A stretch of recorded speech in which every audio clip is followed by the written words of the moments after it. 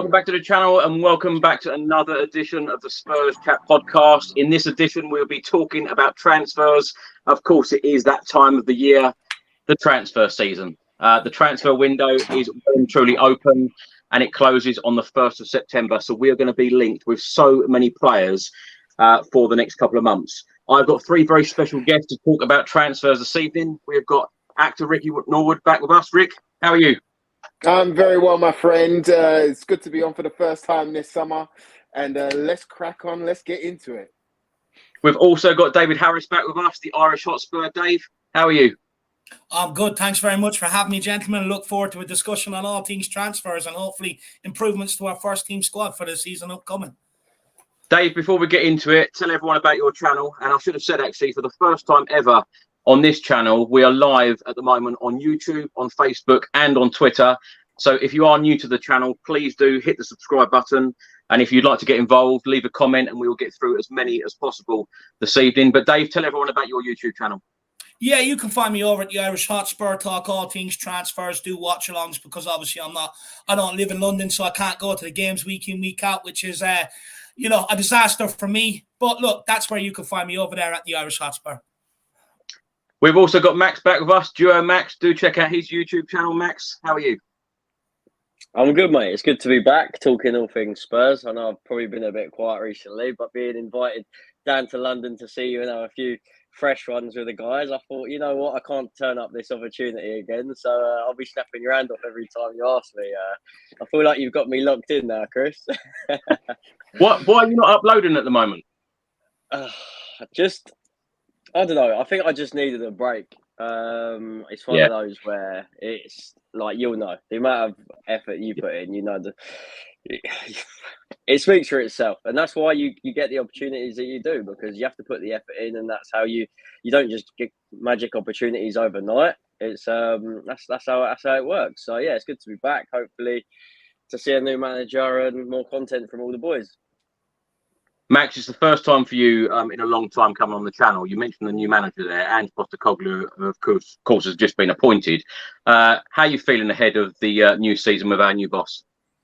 At first, it was the whole typical Tottenham not being able to get our main targets. Hopefully, that's not the same with transfers. But do you know what? Since he's come in, he said all the right things. He looks really well spoken in his interviews. Some of the players that obviously he's targeting, we've obviously been doing a bit of research on, and it looks strong. It looks good.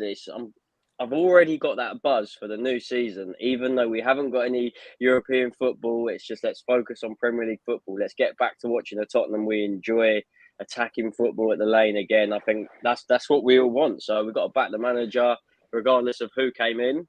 But yeah, I'm all for having the Fosters and the chicken gyros in the Tottenham in the stadium, whatever happens. No, I'm fully supportive. I'm looking forward to it, honestly. Ricky, it's been a couple of weeks since you've been on. How are you feeling about the appointment?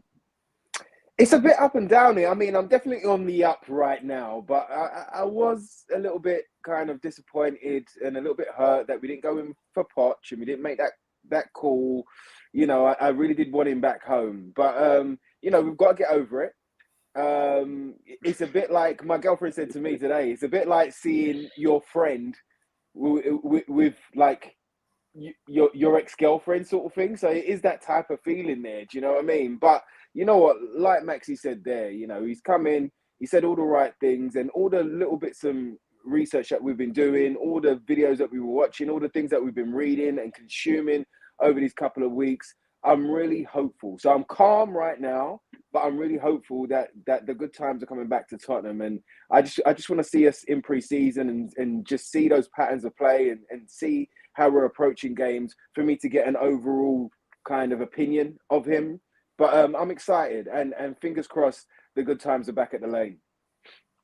Dave, I know you were only on a short while ago talking about Ange Postecoglou, but give us your brief thoughts on the appointment. Of course, he starts the job in less than a week now on the 1st of July. He's got a lot to do, hasn't he? he's got a hell of a lot to do. You know, he's got a lot of deadwood on big wages to sort of clear out there. We've got to overhaul that back line. That's his biggest thing to do. He has to get that back line, you know, keeping clean sheets and stuff like that instead of conceding the amount of goals we do, because it's a huge problem.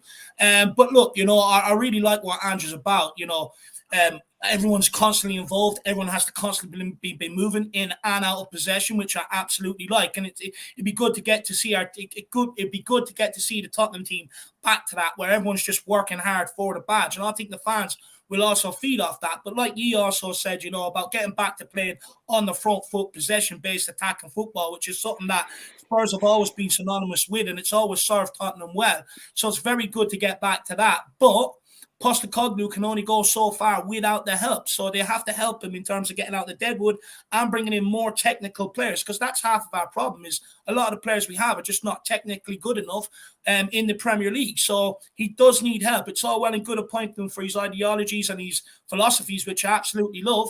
But as we know, he needs the help. So hopefully, it does look like he's going to get it. So hopefully they'll follow through with it the way they need to this summer to give us a very good chance, because I'll speak for everybody. It's going to be a dull season next year without European football.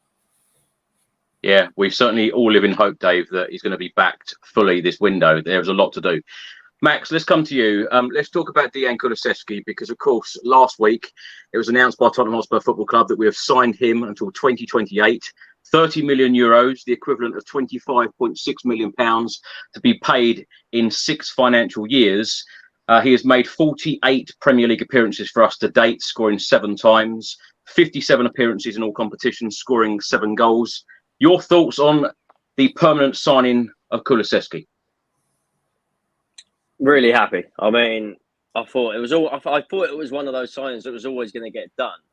How he's managed to do it over 6 seasons, I actually have no idea. I mean, look, you're talking in this day and market, that sort of money's it's pennies, really, isn't it? Considering the 50, 60 million gets chucked around every day. But, you know, he's one of those, he's very versatile. I think when he came in, he showed exactly what he could do in those first few months, that first season. Yes, he probably wasn't at it last season. And, you know, he didn't finish the season too greatly, but he had that. He picked up a few knocks here and there. But, you know, we've seen what he can do. For that price tag, you can't go wrong. I mean, look at the games he's had in the past against Man City, where he's crossed it in. Like he's had big moments. He's changed the game, and it's nice to have a player that can do something. He's got a bit of quality. He knows how to beat a player. He's not the quickest, but he just shows if you have that technical ability on the ball, you can use that to your advantage. And it's nice to see, especially when it was that whole Kane and Son scenario, because once they started finding them out and doubling up on either one of them, especially Son, it's nice to obviously switch the play and let someone else have a go. So I hope he has another good season. I'm looking forward to it. I mean, it looks like he's happy, and you know what? He's a good player, man. So I'm excited, and you can't argue with that price tag. Yeah, fantastic price.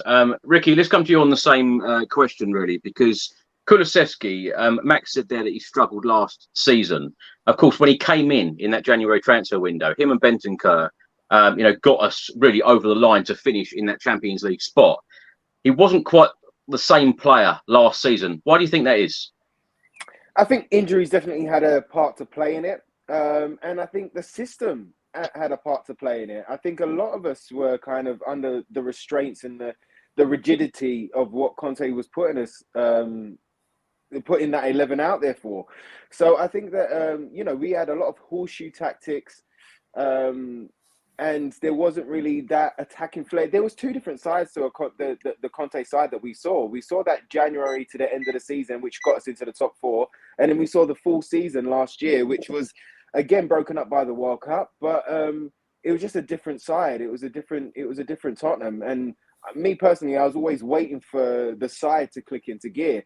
And Kulu being one of them, Sonny being another one of them. I was always waiting, like, okay, this week's going to be the week that they're going to click into gear and they're going to fly at them.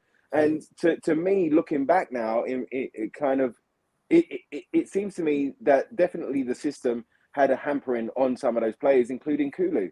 The thing is with Kulu as well is that when we bought him, he was a versatile player, somebody who Conte described and Paratici described as someone who can play on the right wing or right wing back. And I think in the Postecoglou system, I think he could play right wing or number 10 or number 8 even, you know, in that type of attacking style. And I think he could cause problems for the age that he is, for the technical ability that Dave was talking about there, and for the kind of the ceiling that he has is so high. And under an attacking coach, I think we're going to see the best out of him again. But definitely those injuries definitely had a problem and definitely took effect. You could see in a little mini pre-season in World Cup, he was flying, came back for 2 or 3 games, got the second injury, which just knocked him off. But what's really encouraging about him is that he knows it and he clocked it and he said it and he's vocalized it. He hasn't been scared or he hasn't shied away from kind of speaking about the kind of negative aspects of his performances last year. I think the couple of games under Mason, we started to see him, you know, warm up, and we started to see some nice flicks and tricks, and we got to see him express himself a little bit more. And fingers crossed that we see the best of Kulu next season under an attacking coach, somebody who's going to love what he brings to the side. So yeah, it's a great deal, and a great price, and how they've kind of stretched it over for so long. You know, it only works for us and this budget that we've got for this season as well. It kind of it's all green ticks, it's all big thumbs up. So fingers crossed he just kicks on and keeps on going. And if he doesn't and we sell him, well, I think, you know, we're going to get more than our money back as well. So great deal across the board. Dave, let's come to you on the price tag. £25.6 million for Kulusevski. It does seem a bargain, doesn't it? It is. It's an absolute steal. I think Juventus got absolutely robbed there, if you want me to be brutally honest. And also to get, you know, 5 million off what the original agreement was if we got Champions League, it makes it an even better deal. Look, with Kulusevski, I think he's a fantastic player. You got to remember, when we first signed him, he was posting the same numbers, if not better, as Saka. But last season, a lot went wrong for Tottenham. One thing that no one really speaks about is he had 3 right wing backs to sort of play with last year. He had Matt Doherty for a period, then Emerson, and then Pedro Porro. That also affects his game because you do have to have partnerships. Partnerships are absolutely crucial in football. With Emerson, it worked well at times because Emerson just gives him the ball and lets him do all the creativity. With Matt Doherty, the ball doesn't, he didn't look to pass forward. He always looks to pass inside. And with Pedro Porro, he doesn't need Kulusevski because technically he's good enough to go on his own. So it's just about of where does Kulu fit in down that right-hand side and who his best partnership with. Now, obviously, Ricky, you know, the injuries, it has a massive part. You look back at Son, he came out since said he was playing most of the season with injury. It came out that Eric Dyer was carrying an injury since January. And I wouldn't be surprised if we end up bringing Kulusevski back early from the hamstring injury. And you can kind of see that as well because, you know, it looked like he didn't want to fully open up on them runs, them big long runs that he makes purely because maybe he had a bit of doubt in his hamstring. And we've heard Ryan Sessegnon talk about the impacts of that before, about having doubts in your hamstrings and stuff like that. You don't fully let yourself go. But with Kulusevski, technically, he's absolutely brilliant. He can cut inside and use his left. He can go down the byline, cutting across and pull the ball back. He can shoot, he can cross, he can score, he can assist goals. So for me, for 25 million, I think we got an absolute steal. You know, look at the money we spent on Lucas Moura. Never really fitted in with Kane and Son. Look at the money we spent on Bergwijn. Never really fitted in with Kane and Son. This guy's come in at 22 years of age and just slot seamlessly in with 2 world-class players and look like that he's been there for a long time with these guys. It's no mean feat to do, you know. So for me, I think we've got a technically brilliant player. I think also mentally he's good, but I think you're going to see an even better Kulu under Ange Postecoglou purely because we're not using Kulu to pick up the ball from the back line and use him as a battering ram to get us up the pitch, up to the other end of the pitch. You're going to get Kulu on the ball in positions where he can actually hurt oppositions, mainly up in the final third. And as well, he's going to have a lot more energy when he gets on that ball because he's not running the full length of the pitch every couple of seconds. So I think you're going to see an even more devastating Kulu next season under Ange. Very good price. Happy with it. Max, let's come to you. Let's talk about our new goalkeeper. His medical was meant to take place today, but it's now taking place tomorrow, as revealed by TalkSport earlier today. Oh, I knew I was going to do that. I've been saying his name perfectly all week. But Vicario, now goalkeeper, 5-year deal, 19 million euros from Empoli.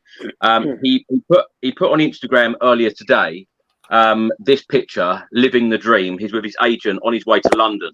6'4", 26-year-old Italian goalkeeper. In September 2022, called up by Roberto Mancini, part of the squad for the Nations League games against England and Hungary. Being Empoli's #1 goalkeeper for the past 2 seasons, 69 league appearances, and on the 4th of February this year, he performed a triple save against Roma, applauded by most spectators. It is a clip that I actually put on Twitter earlier today. Most people criticised the first save. Now, Max, I want you to be completely honest. I think a lot of us expected David Raya to be signed by Spurs. I certainly did. That was probably my #1 choice. Vicario, what are your thoughts? I'll be very honest. Until exactly the time where we were linked with him, I really didn't have a Scooby about him, and I'm sure there's the odd fans that are going to say they've seen him out there, but that triple save that obviously went around the internet and everyone saw it, and everyone's hopeful that he can obviously come in, be our new #1. And look, that place, especially with Lloris, like Ofsky and whoever wants to come in and cement that, there's a solid spot there for like 10 years.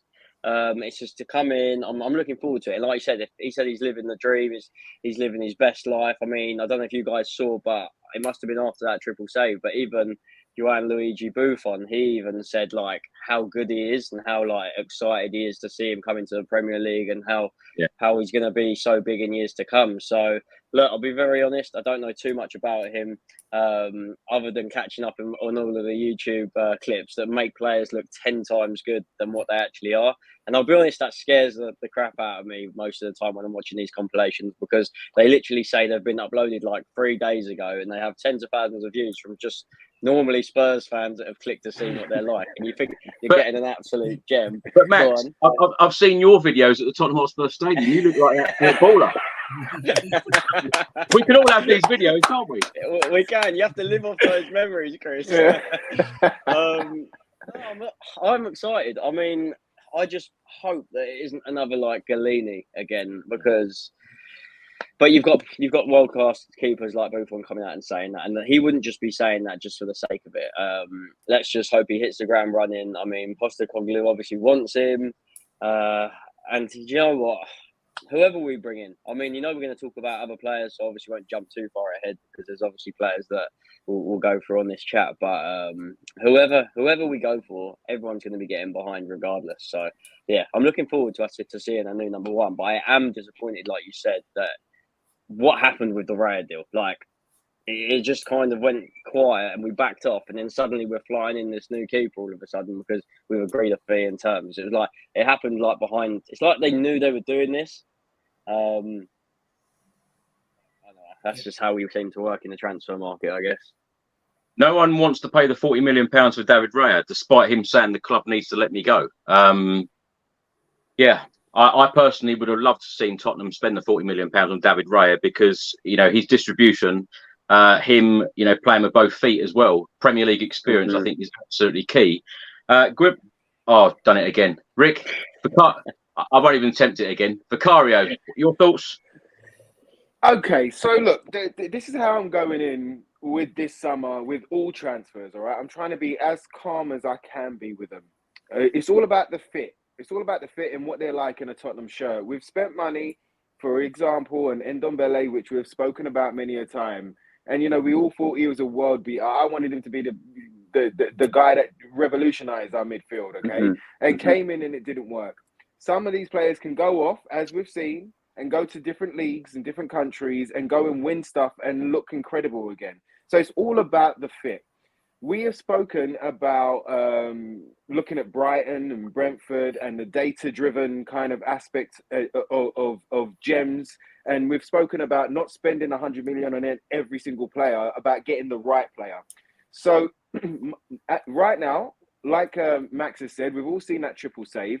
Part of me would have, like you, Chris, and like the boys, I would have felt a lot kind of safer and calmer with David Raya in the goal because we've seen what he's about. We've seen what he can bring to the side. We saw how he was at the Tottenham Hotspur Stadium not too long ago, and how he performed there. And it wasn't just his saves, but it was his stature and his composure that I saw about him in a keeper that I would have really appreciated at Tottenham.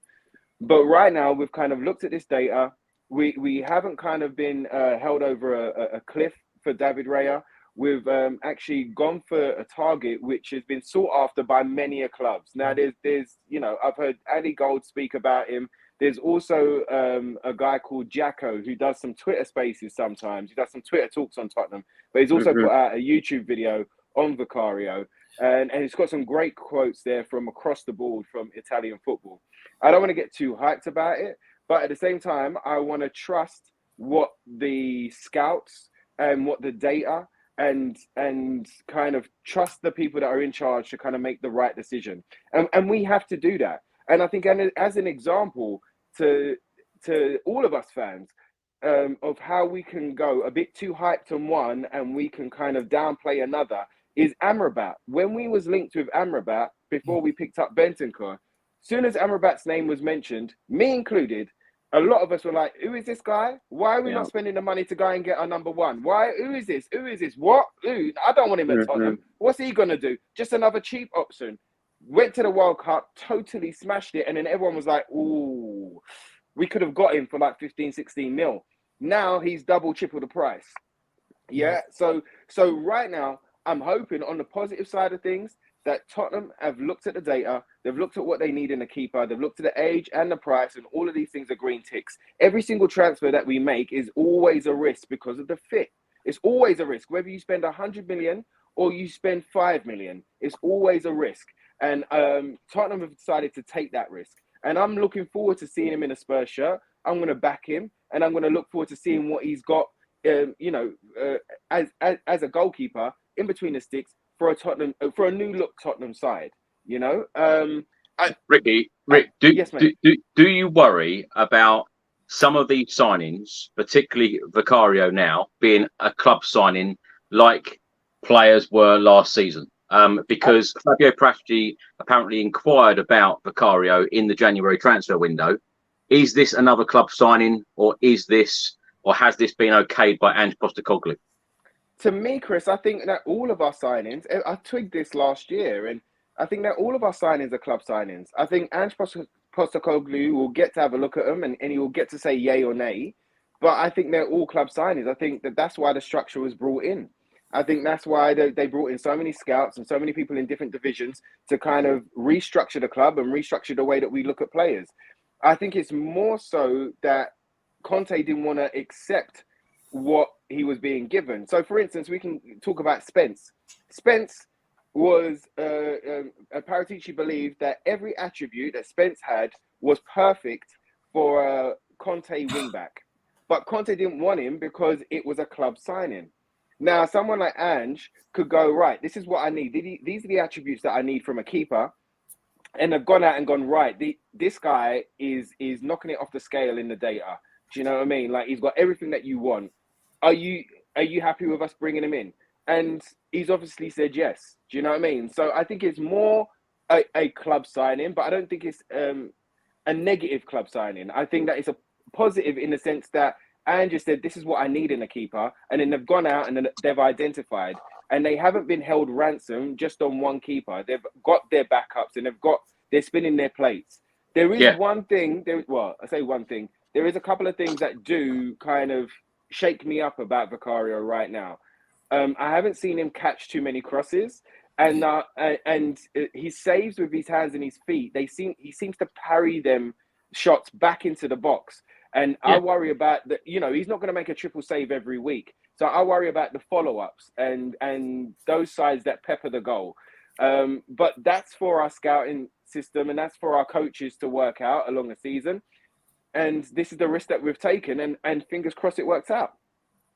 That is exactly what I was going to mention. Dave, let's come to you on Vicario, because we know Ange Postecoglou likes this sweeper-keeper system. He likes to move the ball very, very quickly. In all the compilations I've seen, particularly on YouTube, with Vicario, great shot stopper. There's absolutely no question or doubt about that. I haven't seen too many clips of him moving the ball with his left foot, with his right foot. Like Ricky said there, catching. There are a lot of things that I'm thinking, well, I haven't seen that yet. Have you? No, I haven't seen any clips of him using his feet on any of the highlight reels. It's probably because he's that good. It's illegal, Chris, I would say.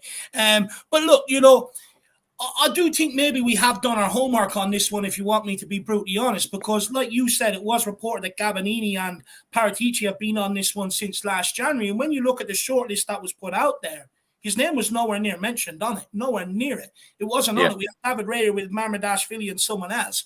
And he hasn't even been linked to Tottenham over the last couple of years. And I think the reason why we've gone for this guy and we ended up doing what we did with Raya is because I think it's very similar to what we done with Ericsson last year, and then we brought in Basuma out of nowhere. And the reason why I think we acted under the radar on this one and used David Raya as a smokescreen is because Onana could be on his way to Man United, and Inter wanted him to replace Onana at Inter Milan. If AC Milan were going to sell Mike Maignan this summer, they also wanted him to replace them. If Napoli's keeper was going to be brought out, they also wanted this guy to replace them.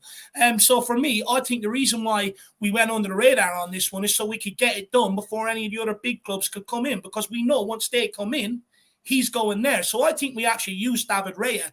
On the 40 million price tag for Raya though, Chris, look, if we end up paying that 40 million and we're held to ransom, it has a knock-on effect for the rest of the window because every other club will see you coming. For instance, if we go in for Maddison and they know we've just stumped up 40 million for Raya, they're probably slapping 80 million price tag on The reason why I say that, Dave, is because the goalkeeper is a priority signing in this transfer window. It is so important. And I'm just a great believer of Premier League experience, and you know exactly what you're going to get with David Raya. The distribution, I think, is so important to Ange Postecoglou. That's why I would pay the money. I know exactly what you're saying and where you're coming from with other players, but I think the goalkeeper position, I think a lot of fans would have probably felt a lot more comfortable with David Raya than if you watch the Italian league, on a regular basis, I've no doubt that, lots of people are raving about him. It's the fact that when you don't watch Italian football week in, week out, people are quite sceptical and they're quite scared about the position, and they see £16 million rather than spending 40. And then, of course, the club get criticised, heavily criticised, and the player gets battered even before he's become a Spurs player just because of the price tag. I hear you on that. And look, I agree with you how important this signing is because Hugo Lloris has been in that position for 11 years, 8 years as captain. It is a massive moment for this football club to shift someone out like that that's been there for so long and to fill it in. And to your point, Chris, if you look at Leicester City last season, despite all the attacking talent they had, the midfielders, they sold Kasper Schmeichel and never replaced him properly, and they end up paying the price and getting relegated. And again, he was club captain. So I understand your point on that. But a lot of fans also ask us to be clever, ask us to act like Brighton and Brentford. So they have to expect signings like this coming in the door, because Ricky's right. We can't keep paying 70, 80 million for every single position. And We've never paid that. Sorry? We've never paid that. No, 60, never. 60, all right, 60. 60. But, you know what? If people go and look at our last 20 highest signings, a lot of them have not actually worked out. And going after players that are not maybe as well known as has actually served Tottenham very well down the years. Maybe not the last 4 years, but before that, Rose, Walker, Vertonghen, Dele Alli, people like that have come in. It's always served Tottenham well.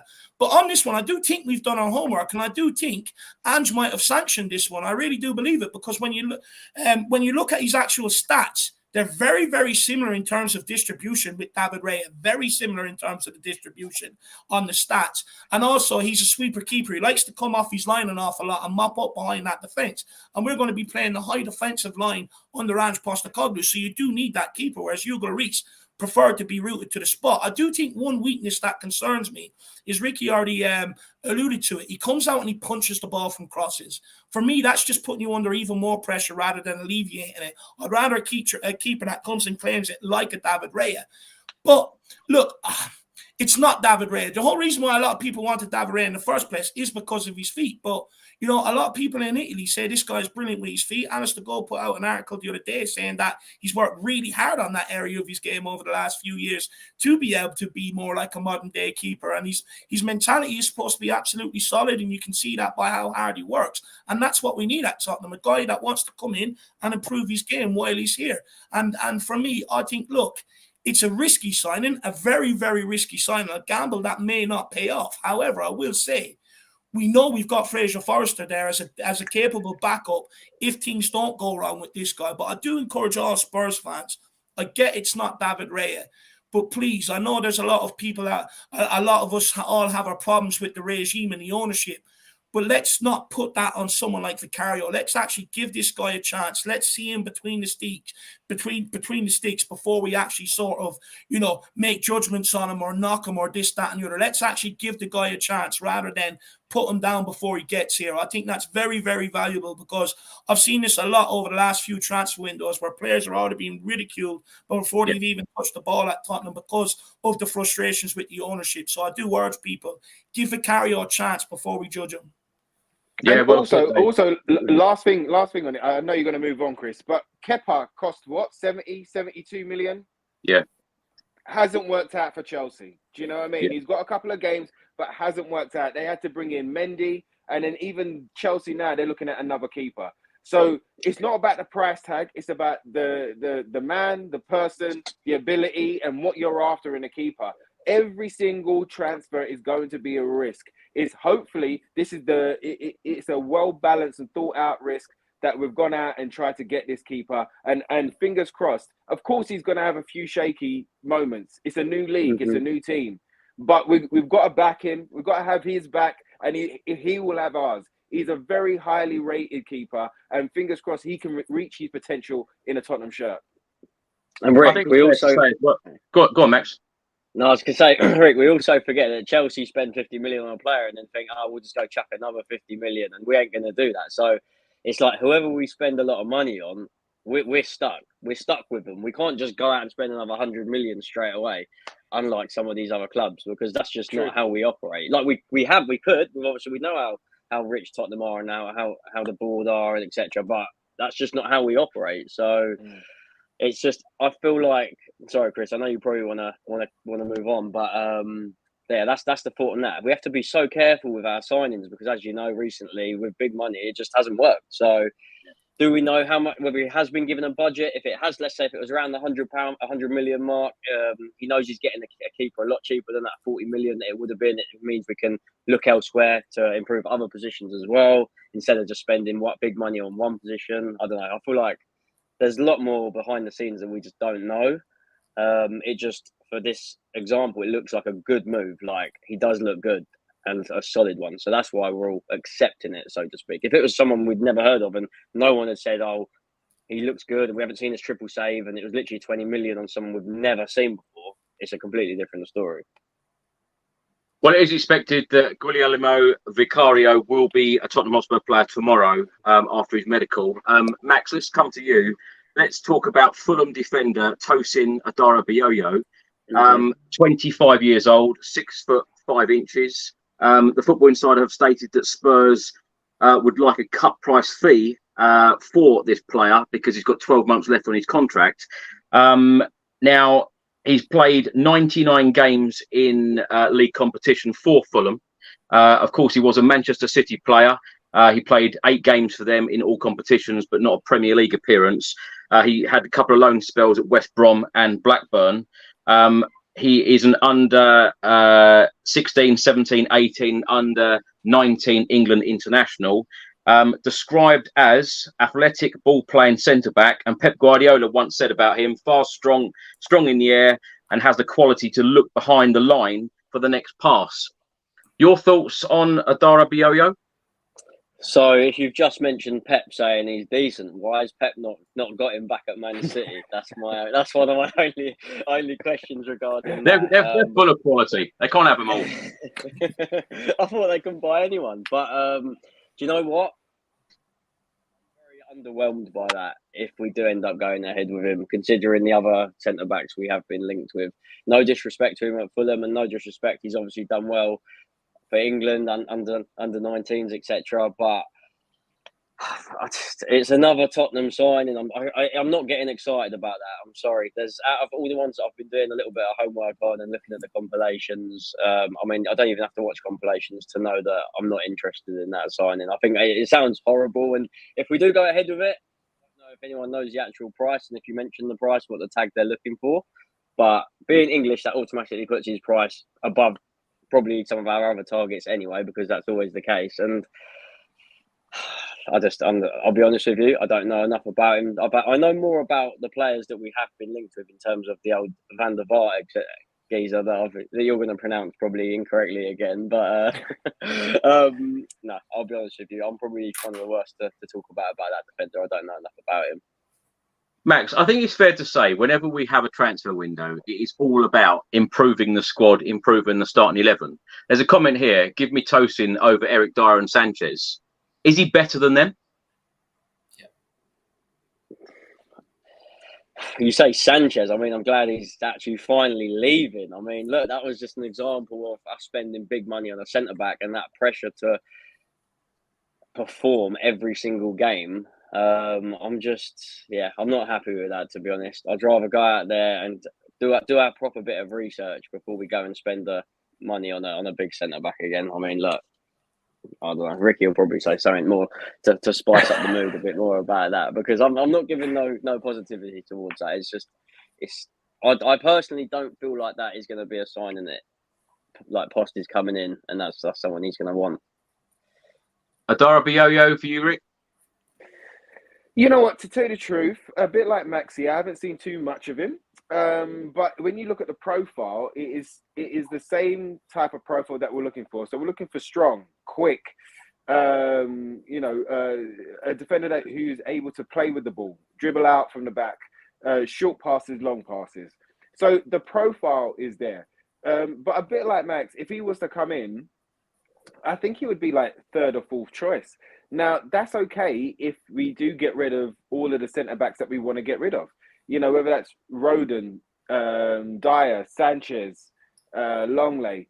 You know, we're going to need a new set of centre-backs. So if he's going to be that type of player that's in third or fourth spot, that's somebody who can develop, somebody who can come in for a Romero if he's suspended or injured or away on internationals, then maybe that's the right thing to do. I'm not sure. But again, a bit like Maxi, I'm more kind of excited by the other two defenders that we've been linked with. And, you know, I won't say it now because I'm sure we're going to get onto it. But the other two defenders that we've been linked with, I'm more excited about. But if we're looking at a squad of players and we're looking at a revamp and we're looking at ripping up the side that we've got right now, well, there's a lot of defenders that we need to get rid of. There's a lot on all of our sell lists. And if this is a young prospect, I know he's 25, not that young, but if he's considered as one of those young prospects that could come in and kind of work as cover, who is above the ability of Sanchez, above the ability of Dyer, above the ability of someone like Tanganga or a Rodon, then maybe it's a smart one. I can't tell you it's a smart one because, again, I haven't seen too much of him. I've seen him a bit, but I haven't seen too much of him. And when I have seen him, I haven't been like, oh, we need to get him. I haven't had that moment. Do you know what I mean? I haven't had that moment with him. But maybe he's saving those moments for a Tottenham shirt. All we can say now is that it's chuck a spanner in the works? Go for it, Max. I'll chuck a spanner in the works. So, good example would be in one of those, no disrespect to obviously any of the clubs, because we can't really talk from where we finished last season, but those clubs towards the bottom side of the Prem, there was obviously Nathan Ake when he was at Bournemouth, and obviously now he's won the Premier League with Man City. So it goes to show there is players, obviously, just because they do play for a team that's obviously not Champions League football doesn't mean they're not going to make it after a few years. It's how they're coached. I think Nathan Ake is a good example for that. It just goes to show it all depends if they fit in the system, then they can work. But obviously it just goes because I haven't seen enough of him. That's why I can't comment. Also, you know, there was a lot of players that Ange brought into Celtic that they didn't have a clue about, and I'm sure Dave will go on to that because I know you follow Celtic. You have your left eye on Celtic, but your right eye is on Tottenham Hotspur. I know that much, Dave. But there was a lot of players that came in under the Ange system that a lot of Celtic supporters didn't know about. Someone like Cameron Carter-Vickers has come in and has been an Adonis. Has been a stalwart, has been a proper kind of Postecoglou player in that system, and a lot of people at Tottenham wouldn't have had him in our under-21s, let alone a backup. Do you know what I mean? So we as supporters, we've got to put our faith and our trust in those that are making decisions, and then we can slag them off a bit later. Dave, Adarabioyo for you? Look, for me, I think rather than just write someone off because we don't know too much about him, I think you got to look into what he really is. You know, if Romero or if we bring in a Tapsoba to play alongside him, if one of them get injured, the last thing we want is Davinson Sanchez or Dyer stepping in again. They're just not good enough. You want someone that's a lot better on the ball than them. Four-Ange Postecoglou system, and this guy is very, very good on the ball. If you go and look at some stuff about him, he can split that defense. He can split that defence, the opposition's defence, from centre-back with his passing range. Who was the last player at Tottenham that was able to do that? Toby Alderweireld. Absolute mastermind that. It was brilliant. He's good. He's quick. He's strong. He's athletic. He's come from the City Academy. You don't come through the City Academy if technically you're not good enough. And you look at some of the players that have gone from that City Academy onto other clubs like Gavin Bazunu. Brilliant goalkeeper, Lavia, who everyone is looking to get out of Southampton right now. So that City Academy do produce good players. We've just got to remember who they're up against. They're up against the likes of Laporte, Diaz, stuff like that. So obviously some of them are going to end up going elsewhere, and that's exactly what this guy done. City didn't let him leave because they wanted to let him leave. They had an injury crisis in the back line. And he didn't get called. He didn't get recalled from Blackburn Rovers. So he said, right, well, then obviously they have no future for me, so I'm out.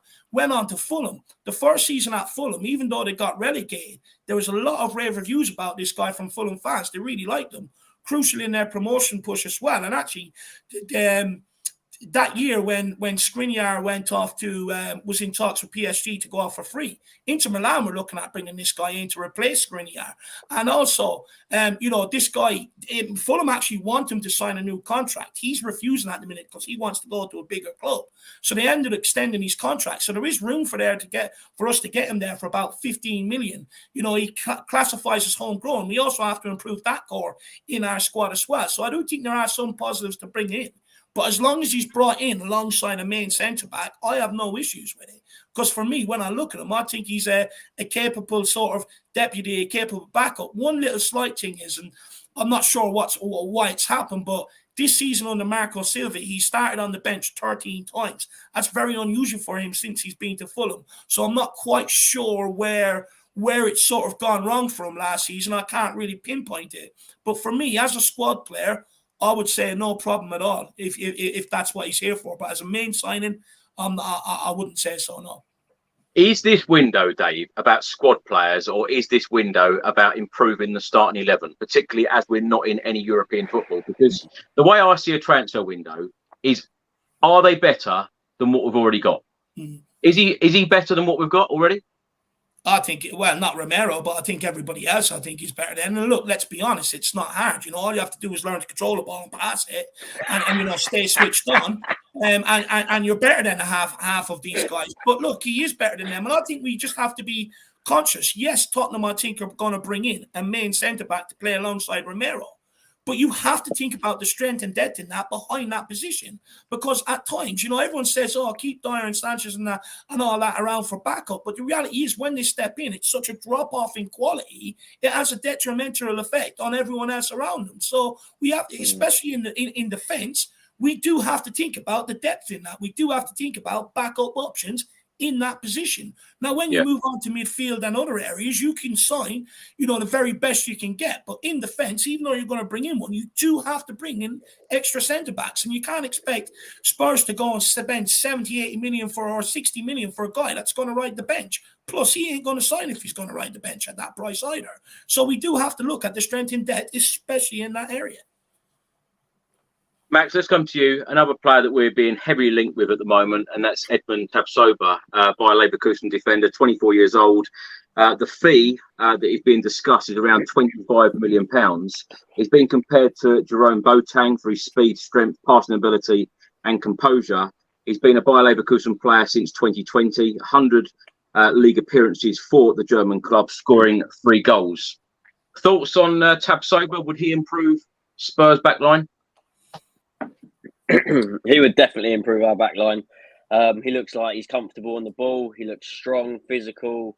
I know I hate going back to that old, I've seen clips, but he does look like he's got good vision and can pick a pass. And that's something what we need from the back. I mean, how sick are you seeing our defence get the ball, pass it back to the keeper, pass it sideways? We don't have that player who can pick the ball up from the back, drive forward, beat a player. sometimes you need that. Like, it's exciting to watch as well. And I feel like he would definitely fit in the new system, especially if it's attacking, because he can look defending wise. Obviously, we need a powerhouse at the back. We need someone who's going to be as good as Romero, you know, someone who can do the things that Romero can't. Like Romero, we know how good he is and he can be a bit rash, but just need someone else that can be there at the back. You can't always be relying on one centre back, especially when we have been playing three at the back. I mean, you know how much of a nightmare we've been. The defence has just been abysmal. So it is exciting. Hopefully we can just get some defenders that can pick a pass, get the ball moving, drive forward, win the ball back. He's not afraid to put a foot in. And that's what it is. If we can just build from the back, you know, like getting that new keeper in, getting a couple of new defenders in, it's just exciting again. I want it to be exciting, and I only know attacking football. That's how we used to play. And the last couple of seasons, you know, we've had managers that have come in, it hasn't worked. It's kind of like, here's your chance, mate. Get us the right players for your system, and all of the targets so far seem to be fitting that bill. So it'll be interesting to see which ones we actually come out with, and he'd definitely be someone. The only thing that does worry me is if it did end up being a lot of money, I just don't want it to be another Sanchez where, you know, we all rely so much on him, a big money signing. The Premier League can be quite daunting for some of these players, and they don't hit the ground running straight away. So let's just see what happens, Chris. He's an exciting player, definitely. He would definitely be one to watch, and I hope we can just, you know, not beat around the bush and end up going with someone else. Let's actually go out there, get the targets we want, and the club needs to show the fans that we do mean business again. Max, when I mentioned about priorities, the goalkeeper definitely a priority. The centre back is definitely a priority. It has to happen, doesn't it? It has to happen that we bring in a player of real quality to play alongside Romero. Yeah, look, I'm not asking us to sign 3 £40 million centre backs, because that's just not going to happen. But let's just narrow our targets down to players that are going to work in our system, and that's all we ask. We just want to be able to get the ball, pick the ball up from the back, and, you know, have players that want to drive and have that energy and creativity just to get the ball moving. And we've got players that will be coming back that know how to do that. It's just we've been other clubs just seem to be spoiled, and we've always just been like, oh, we're hoping Romero's back, and when he's not, we've had the likes of Longley, Davis, Dyer, Sanchez. It's just none of them are good enough. There's times where you just wish it was just Romero at the back. So we just need someone else that we can rely on, really, Chris. You can't be relying on one centre back to be able to think, oh, thank God he's in the starting lineup. Do you know what I mean? You've got to build from the back. We need to stop conceding as many goals, and we've got the players up the pitch that will do the business regardless in that form of respect. So yeah, let's get him in. Let's get him in, and let's just get the deal done. Max, very quickly, you mentioned Clement Longley there. Many reports have stated that Spurs have put in a cheeky offer of €5 million to Barcelona. If we ended up with Clement Longley and he was starting the first game next season and we didn't get any of the targets and Longley was a Spurs player, how would you feel? Well, I won't be there. Fair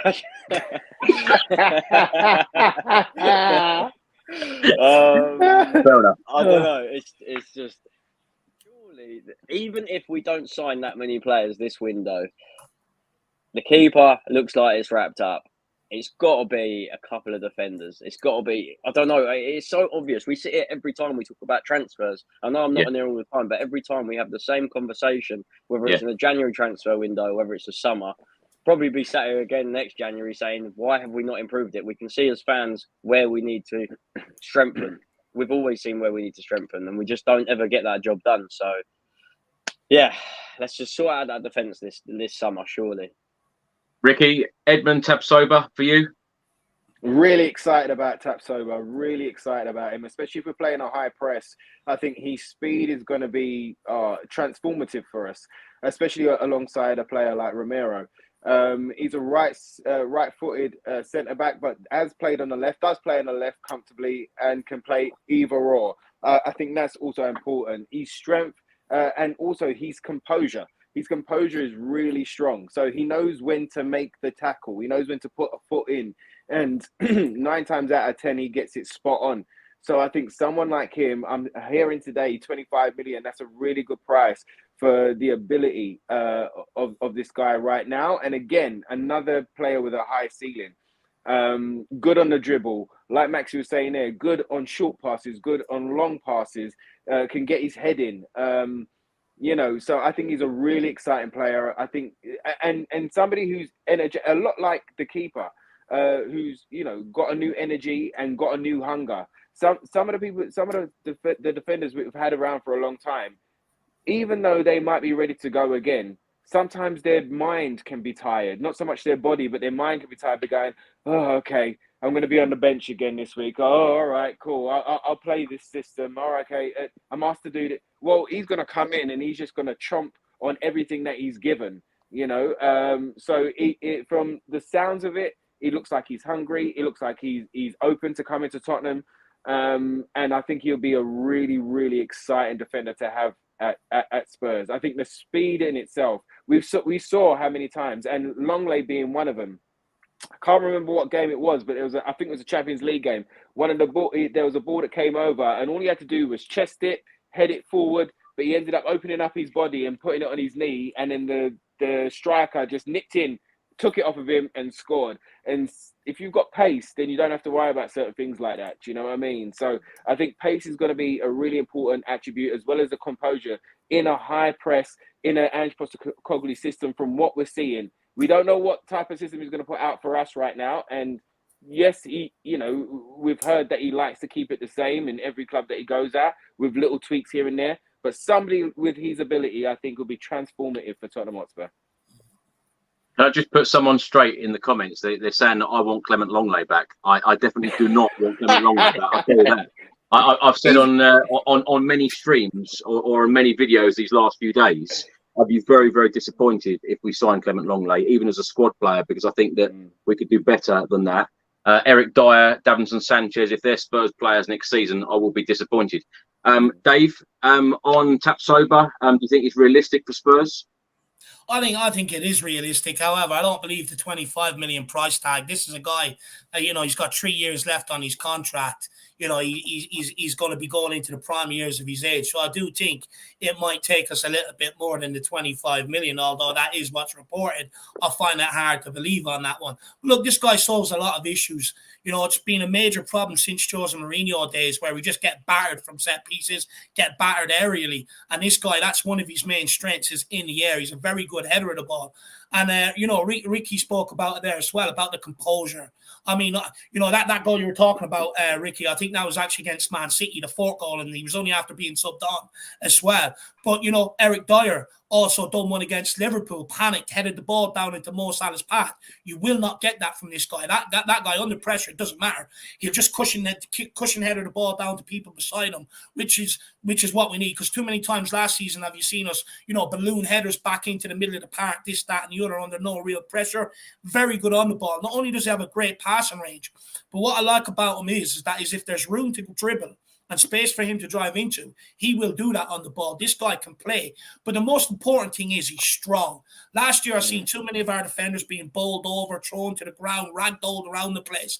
You will not do that with this guy. You bounce off him. You probably end up as an advertising on one of the hoarding boards around the side with this guy. He's an absolute animal. So for me, I think solves a lot of issues. I think it would be a sort of centre-back that I was looking for to come in maybe this window. And I do urge Tottenham to try and get it done quickly, because I think once we sort of agree a price, I think you'll see a whole host of other European top clubs come in for this guy. And that maybe concerns me, because he has a lot of potential. And also, I would encourage people, a lot of fans you might get fans that say, a little bit disappointing because it's not Vicario or someone that we were linked with last year. But if you actually go and check their stats, they're very, very similar in terms of stats. But this guy will cost half the price of Vicario. So for me, I think a very good signing all around. Well, in the last couple of days, Fabrizio Romano said that there is interest in Mickey van der Ven, of course, Wolfsburg defender. He has got lots of interest, including Liverpool at the moment. The player himself said, if a nice club with a good plan arrives, I'd be open to the move. His agent said there are many clubs interested in Mickey. Anything can happen. He's 22 years old, played he's played for Wolfsburg since 2021. 7 under-21 caps for Holland. In October 22, he was included in the Netherlands squad for the World Cup. Didn't quite make the cut. In the last 2 seasons, 38 league appearances, 1 goal, 41 appearances in total for Wolfsburg, scoring once. Max, a player that excites you? Do you think this one could get over the line? Because he wants a club with a plan. Do Spurs have a plan this summer? Do we ever have a plan? If he can see philosophy and the new season, the new manager, with the way that we want to going into the new season, and it's all about whether our players want to come in now. They're going to know we haven't got European football. They're going to know we're going to be focused on the league. We're all about it starting fresh. There's players that it's a new plan, new manager. Even the fans, we don't really know what to expect, and it's whether he wants to come and play the Spurs way. We don't know what that is, but he looks like such an exciting player. I just hope that other clubs don't. As soon as I heard Liverpool, I was thinking, oh, here we go again, because the amount of times we're linked with players, we ask them, oh, how much do you want? How much do you want? Like we beat around the bush, and then a club will come in, boom, there's an offer, they agree fees, and then that's it, done. Player goes, and we end up getting second best. So he looks phenomenal from what I've seen. He does look like he plays on that side where like Davis would be, where Vertonghen used to be. He does look like he has that similar sort of like character and build about him, other than being absolutely rapid, which obviously Vertonghen wasn't as quick as that, because there's that clip that everyone's seen of him obviously clearing it off the goal line, and he looks absolutely rapid. I mean, don't get me wrong, I couldn't care less how quick a centre back is or a defender these days, but as you know, it's more common in the day that we know, and it's one of those features where it's good to have. So if he's getting compared to Jan Vertonghen, he's quick, he's sensible, he's good on the ball. He looks for a pass. He doesn't just boot the ball up the field, which I've seen.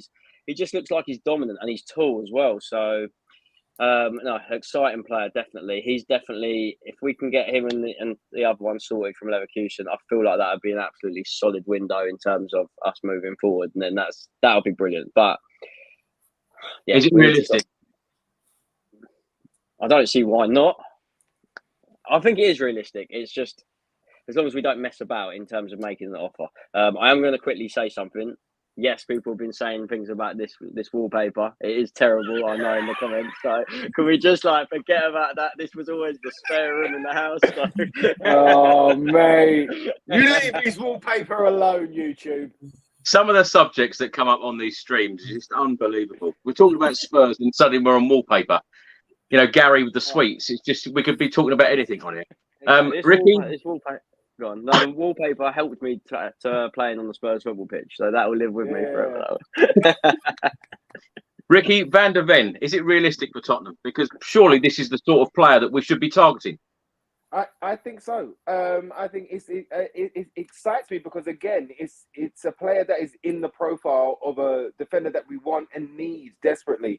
Big, tall, strong, and like Maxi said, they're rapid, supersonic. And I think that pace is gonna be a new kind of aspect to our play that we're gonna need and rely on, especially when you're playing a high line and a relentless press that Ange likes to play. So someone like him, I think, would be fantastic. Is it realistic to get both of them? I think so. We are the 9th richest club in the world, and I think we are the most profitable Premier League club in the league. Do you know what I mean? So, you know, if this is somebody who's going to transform you, if we can bring him in and also ship out the ones that we need to ship out, then we're going to need, like Dave was saying earlier, we're going to need that strength and depth. And somebody like that who comes from a Dutch way of playing. I always loved the Dutch players, always like players from the Netherlands, those that grew up playing within their systems and within their youth systems, because they're never kind of restricted to one role. They always move about. They're always playing different positions, so that when it comes down to the professional game, that they are well kind of versed in different systems, different ways of playing, and different positions. And from what I've seen of this young boy here, I think it would be fantastic for us. So is it realistic? I believe so. And if you want to change the perception and the kind of outlook of what Tottenham Hotspur is, then go get them both. Go get Tapsoba and this Van der Ven. go get them both. Straight away, I think a lot of people will be excited, including the players within the squad. Not those that are going to be shipped out. Some might not be too excited about it, but I think those that are sticking around will be very excited to know that finally we are dealing with a problem area that we've had for a couple of seasons now. For like 3-4 years, we've had this problem. And again, Ali Gold has said many a time and many a window, the last couple of windows, that we've wanted to bring in 2 big centre backs, and we've just never been able to get rid of the numbers. But the reports coming out at the end of the season said that we was going to rip up some contracts. You know, we was going to be very ruthless with those that are not going to be around, and you know, we might have to take a hit on a couple of these expected prices that we want to sell for. But get it done, especially in a season like this when like the boys were saying, we haven't got European football. You know, it is just the league and the domestic cups to concentrate on. Also, another thing, nobody's mentioning Chelsea, all right? Chelsea are money bags, and yes, their history says that they will win something, yeah? But them last season were even worse than us last season. They went and spent their 600 million. They're going to be spending big this season, and nobody's talking about Chelsea not being in Europe, all right? Yes, I know being at Tottenham is a different game. Yes, it's a roller coaster. Do you know what I mean? Being at Tottenham. But we've got a new manager on a long-term contract, which we're changing the philosophy, we're changing the direction, and I think we actually have a direction. Until Ange actually speaks, you know, with the cockerel on his chest, and we see a pre-season game and we start to see what he's about, we're not going to believe it. We're not going to fully know what he's about, but this is the time of change. It's the tide of change. If you want to get back up there and you want to start kind of competing in the level that you believe that we, as Tottenham Hotspur fans and the club, should be competing at, then this is the time to do it. Do not dilly-dally. Go and get it done. It's the right profile. They've got the right attributes. They've got the right stats. They've got everything going for them. Go and make it happen. Dave, are you surprised that we haven't appointed a director of football yet, particularly when we're about to get Vicario signing over the line? Scott Munn and Postecoglou, of course, officially start their job next Saturday. Greta Steenston is on the verge of leaving the football club as well. Are you surprised that a director of football hasn't come in yet? Yeah, I'm very surprised, if you want me to be brutally honest. Even one of the guys, what was it, Stettin we were looking at? I think he's on his way to West Ham now. Yeah. You know, and it's clear that we're still operating off someone Paratici's methods, you know. That goalkeeper Vicario was a guy that Paratici had identified, but also the way we went about it by agreeing personal terms with David Raya and Vicario. You know, that's something that Paratici has been known for, that he will go in for a number of targets and take the best option. So the reason why you're still watching us operate in similar ways to Paratici is because we don't have a director of football in here to show us how to operate. So we're still operating off the old methods, the old regime. I don't quite know what's going on, why they haven't been able to get a director of football in. Maybe it could be that fact that Ange Postecoglou has identified a certain one or two and they're going to try and get that done.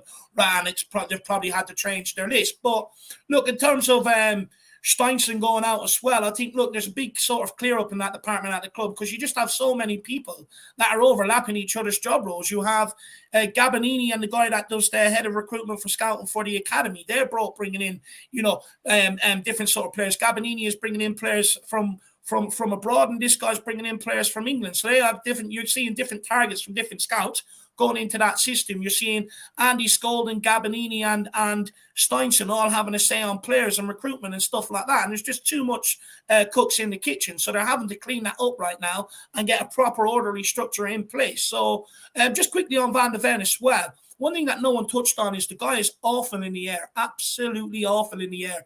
If you go and watch all highlight reels, you won't even see barely any of him heading the ball because he actually, I don't know why, but he prefers to let the ball bounce. So if we do buy this kid in, don't get me wrong, I think he's fantastic on the ball, and you know, he's got great pace and everything else, but we will have to work on this guy defensively.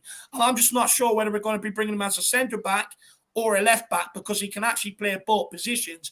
But I do like the kid because when I look at him, especially on the ball, the way he runs it all, I thought I was watching Jan Vertonghen. So for me, I would definitely bring him in. But I do think it'll be a big fee to get this guy in. You've got Liverpool interested. He's got a contract until 2027. I'm not sure Spurs are going to pay the fee that it requires maybe to get this guy in. I think it's one we should, because if not, we'll miss the boat. You know, we missed the boat on Sven Botman, who went to Newcastle, and we're all sitting here ruining that now and praising that signing. So I would like to see him brought in. And also, I know you guys wouldn't take Langley, but I would. I would take him in for the 5 million and has him as a backup, so it means we can clear out Davies, Sanchez, Dyer, and perhaps. Yeah, but Dave, I hear you a lot saying about clearing out players, and then I hear you a lot saying about backups. Do we want to keep clearing players out to bring in backups? Because for me, you've got to be improving that starting 11. No, I hear what you're saying, Chris, but you're not going to sign players on 60, 70 million that are going to come in here and accept the backup role. So therefore you do have to go out and identify some players that are going to come in here that you know, you don't sell it to them as a backup. You sell it to them as, look, you're competing to get in the first team. And for me, like, I get what you're saying, Chris, but the guys. But is someone like Langley going to take us to that next level? We need to get back into Europe. Are these sorts of players going to take us there? I don't think Langley is as bad as many people make him out to be. I think he's more competent on the ball than a lot of them. And I think, okay, yeah, he had some moments defensively that were maybe a bit suspect at times, but on the large part of it, I thought he was actually all right. And, you know, you got a player that came in here with zero confidence. And by the end of the season, I thought he looked very confident. I think you're getting an even more improved player coming in this time round for this season. Okay, well, let's just very quickly talk about 5 other centre-back targets, Clement Longley being one of them. And then, of course, we've got Victor Nelson, who plays for Galatasaray at the moment, 24-year-old centre-back.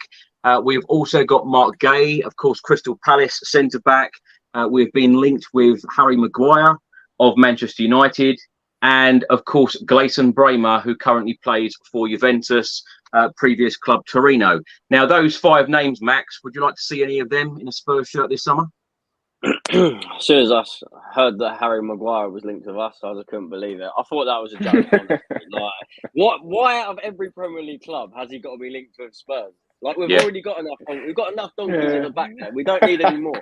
Can you imagine going into next season, Chris? And you know I would not be there if it was Dyer and Maguire lining up and the centre back. I mean, Dyer and Maguire together, that would be the ultimate nightmare, I think. But you know, if you ended up getting you're offloading Dyer and then bringing in Maguire, it's just like, it makes no sense. I don't understand. We've been crying out for years, other than maybe that first breakthrough season, the season after, where he was actually good when he broke into the England side and all that, where like we were raving about him. But the last few seasons, it's like he's only there because we haven't got anyone better to bring in and replace him. So he just keeps stealing. Well, I'm not even going to go into say stealing a living, because he's had his moments. It's just their time to go. Why would you replace a player that has the same attributes? Like, it makes no sense. It's the same player. It's not what we need, and it's not going to help us, especially with this attacking new philosophy where you need players to be good on the ball and strong. And I don't know, United fans they'll be happy to see the back of him, I'm sure. What about you, Rick? Go on. Sorry, Matt, go on. No, it's fine. Go on. Rick, those 5 names that I mentioned, would you like to see any of them in a Spurs shirt? I like Bremer. I mean, I liked him when we first looked at him. But yeah, the whole kind of Harry Maguire thing, I think, you know, when you can see, I heard a report the other day that Man United was going to pay him 10 million to leave. And I think that says a lot. Do you know what I mean? I think that says a lot.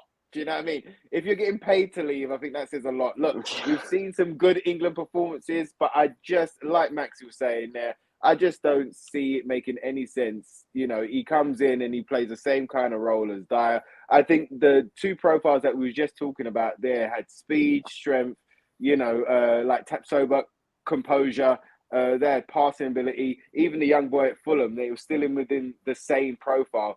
And the guys that you mentioned there are a bit outside of that profile. So I like Bremer out of the lot of them. Who else was it, Chris? There was Maguire. I just got stuck on Maguire. Yeah, Mark Day for around £50 million. Would you take him? Yeah, not for 50 million. I mean, I think 50 million is an inexpensive. You know, it's a lot of our budget to kind of put out on him, and somebody who plays right centre back, and he's not going to take Romero's spot for me. Do you know what I mean? So who's the others? Harry Maguire. Who is the others? Gay. Clement Longley. Would you take him? Okay. I mean, again, I mean, I'm kind of very look. My initial answer is no, but I do hear what Dave's saying there. Do you know what I mean? Like, if for it's 5 million, yeah, 5 million. Does it matter? Does it matter about the price? Does it matter to you as a fan how much money we're paying? No. Why is it like, oh, he's 5 million? Oh, we're taking him for 5 million. If he's not good enough, he's not good enough for whatever price. I mean, yeah. Do you know what? I think you're right, bro. I think you're right there. Do you know what I mean? You know, it doesn't really matter about the price. It was only if you was looking at it from a business perspective, which we do not want to do as fans and supporters. Do you know what I mean? Like, we'll leave that to the people in the board that sit around the round table. Do you know what I mean? But no. So yeah, for me, bro, like the only one out of the lot of them would be Bremer. For me, I think Mark Gay he's got good potential. I think again he's within the profile, but I just think way too expensive for what we're after and the budget that we have, and the other positions that we need to strengthen. Nice easy question for you, Eric, from Anthony. How much do you expect ENIC to spend this window? £25. Surely we've got to back the manager this summer, haven't we? We've got to spend a fair bit of money.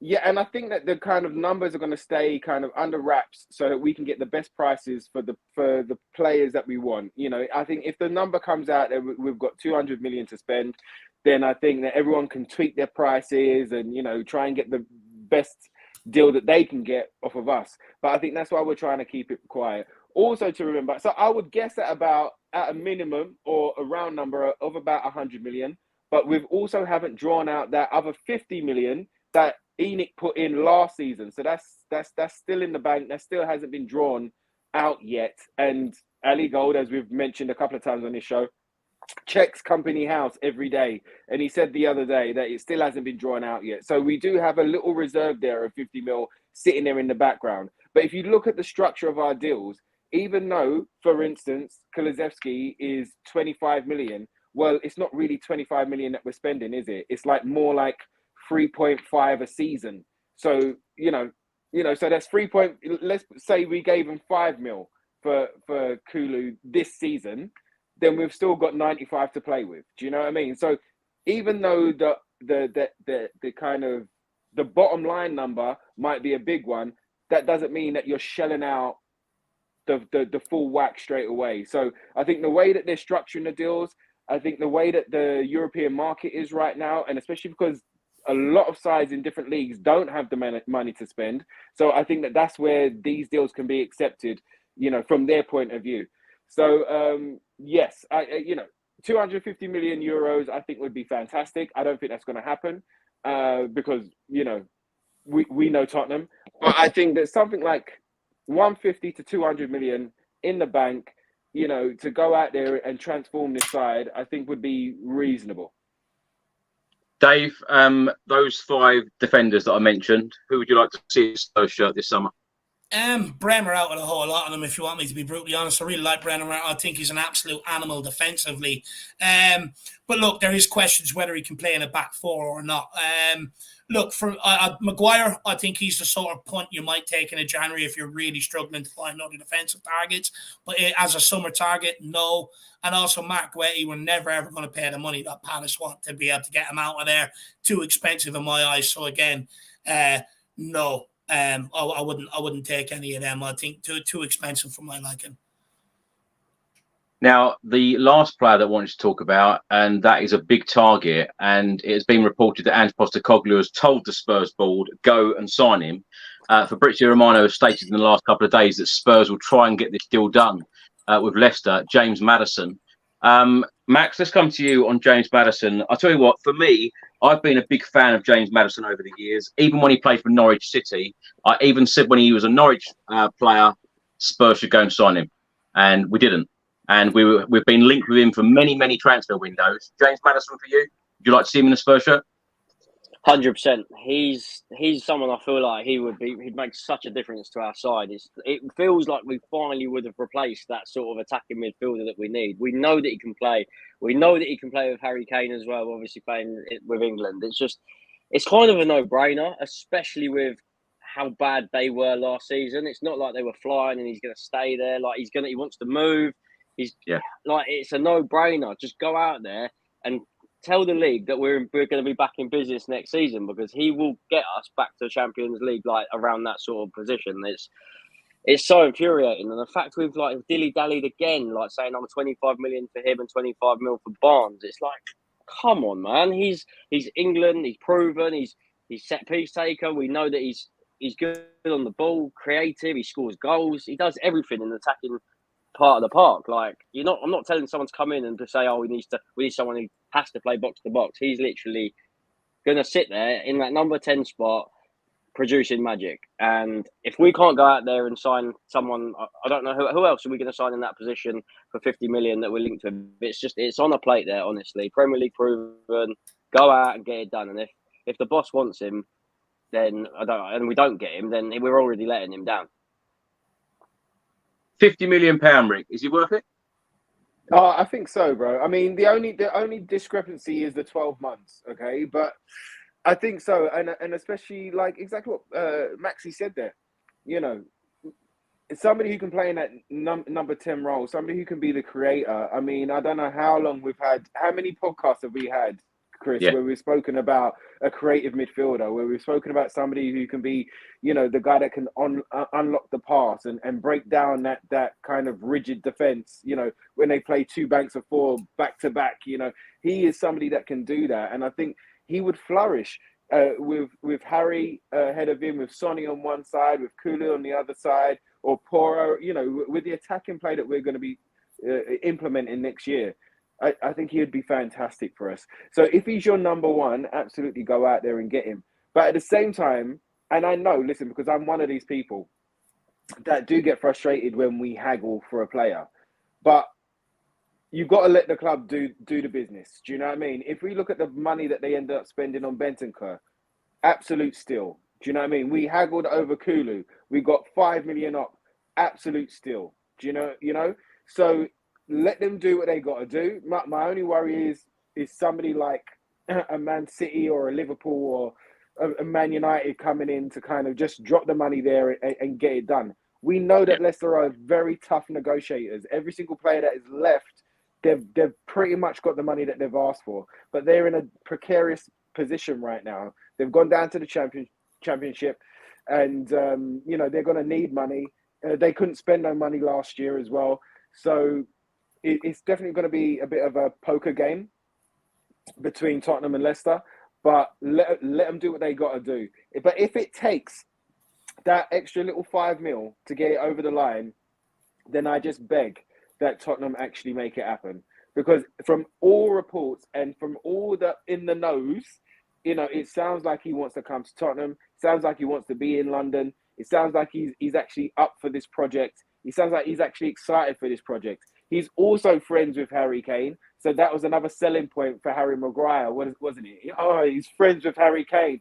I don't care. They're paying him 10 million to say goodbye. Do you know what I mean? But put an extra 10 million on Maddison and get another friend in. Do you know what I mean? Like, why not? But yeah, I absolutely think that for the style that we're going to be playing next year and the profile of the player, like Maxi said there, who else are we going to get for 50 mil from around the world that is going to come in and do the job that he's going to do? It's not going to happen. It's going to cost us 60, 70, 80 mil to get somebody of that type of ability. So let's go ahead and let's make it happen. Yeah, there were a lot of newspaper reports stating that Spurs put in a £50 million bid for Harvey Barnes and James Maddison, but Spurs have not put any bids in at all for James Maddison as yet. So watch this space. But Fabrizio Romano expects Spurs to be working on the deal next week. Dave, James Maddison for you, does he fill that void since Christian Eriksen left? Because as Ricky said on this podcast, after matches, so often we've spoke about lack of creativity. Will he do it for you, do you think? Yeah, I think he will. I think he will. Look, he's a creator, he's a scorer. So, you know, it's that sort of player that we need. He also picks you up a lot of free kicks as well, which means we can stay up in the opposition third. So that's all a plus. But look, I also think it's a signing that it'd be great for someone like Maddison, because you've got the European Championships coming up at the end of next season. And, if he wants to get into that England squad, if he can come in and hit the ground running and put chances on a plate for Harry Kane, that means Southgate has to bring him and he'll have to play him. So I think it'd be a great move for someone like James Maddison if he's thinking ahead in terms of England and stuff like that. So I think it's a very good move for him. I think it's a good move for us, but I also think it's a signing that, will galvanise the Spurs fan base. I think a lot of people would be behind this. I think a lot of people would be excited about it, and it'd be a good signing to sort of kick off the Ange Postecoglou regime. And if Ange Postecoglou wants him, I want him. Now, look, I do have a few concerns over maybe his attitude, and that he really wants that London lifestyle, because we've seen before with players, that London lifestyle can also take you off your game. So that concerns me a little bit. But look, good signing. We need to improve the English quota around the squad, so that we can start shifting out some of the other ones that are just not good enough anymore. So it's a signing all around that makes sense.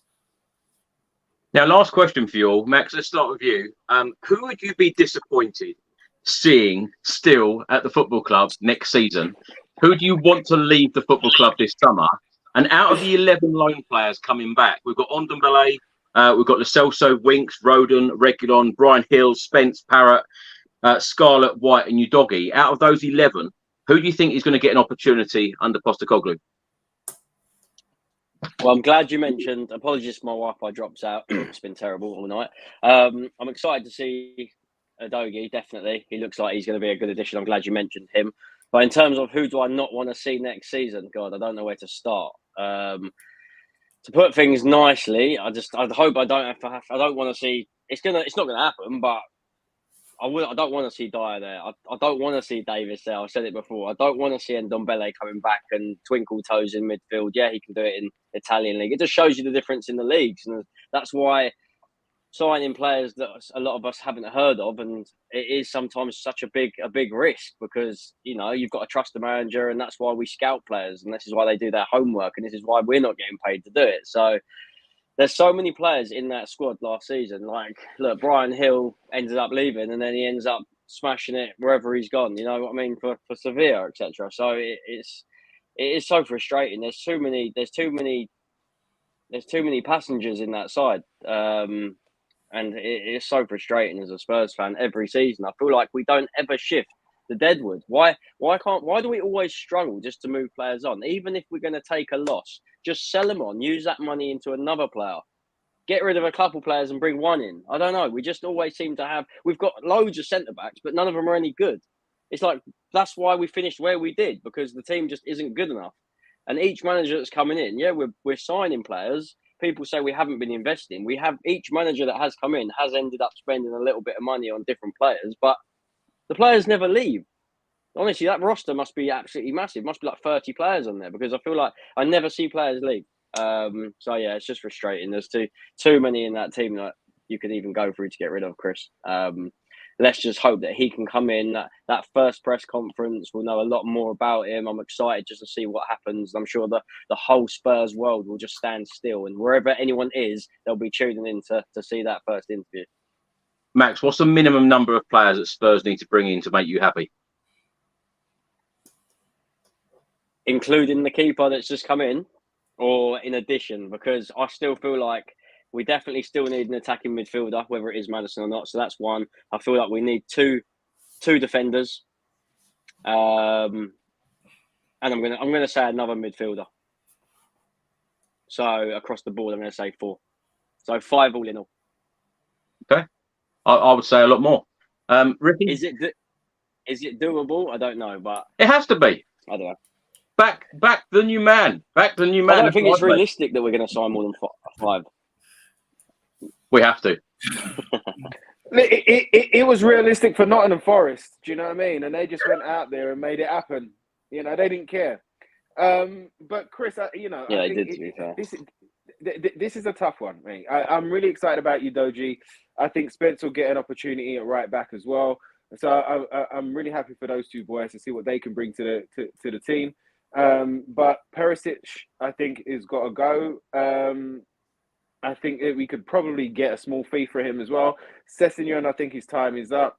I think Dyer, for however much I've liked him as a person, and I've liked his attitude, and he's kind of the way that he wanted to turn us into, especially when he first turned up, that he wanted to get rid of the soft underbelly of Tottenham, but he's almost kind of contributing to that soft underbelly now. So his time is probably done now as well. Sanchez has got to go. Rodon's got to go. Longley should go.